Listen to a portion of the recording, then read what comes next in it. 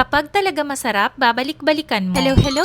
Noong nakaraang weekend dahil sobrang miss na namin ang mga pagkain ng Eating Pinoy, ay napadayo na naman nga kami sa Newlyn. Si Carlo kasi ay ilang weeks nang nagkikrave nung saging konyelo ng Eating Pinoy. Na-realize ko nga nung pagpunta namin dyan na second time pa lang namin itong nakapunta dito sa food truck nila mula nung nag-opening sila nung July. Mula kasi nang nag-opening sila ay palaging madaming tao dyan kaya sabi namin ni Carlo ay pahupain muna namin. Bumalik kami dyan dahil namimiss na namin yung mga pagkain nila. Tapos ang dami nilang mga bago kaya gusto talaga naming itry. Yung mga paborito namin ang in-order namin dyan ulit, yung siomai, kwek-kwek. Tapos tinry namin itong Megatron meal nila na talagang mabubusog ka after mong maubos. First time ko din ngang na-try yung pork barbecue nila at sobrang sarap din nga nito. Kaya kami ni Carlo palaging bumabalik dito sa Eating Pinoy dahil yung timpla nila sa mga pagkain ay pasok na pasok sa panlasa namin. Ito ang longganisa nila, sobrang sarap din. Kaya kapag nag-order kayo nitong Megatron meal ay talagang busog na kayo and good for two na nga ito. And alam nyo ba na by November yung bagong food truck nila na ilalagay sa Sylvia Park Mall ay magbubukas na din. Looking forward talaga kami dyan dahil mas malapit sa amin yung Sylvia Park Mall kaysa sa Lynn Mall. Medyo tumagal pa nga kami dyan dahil nagtsikahan pa kami ng owner ng Eating Pinoy na si Kuya Marvin. Habang busy sila ni Carlong nagkukwentuhan, ako naman busy magmukbang.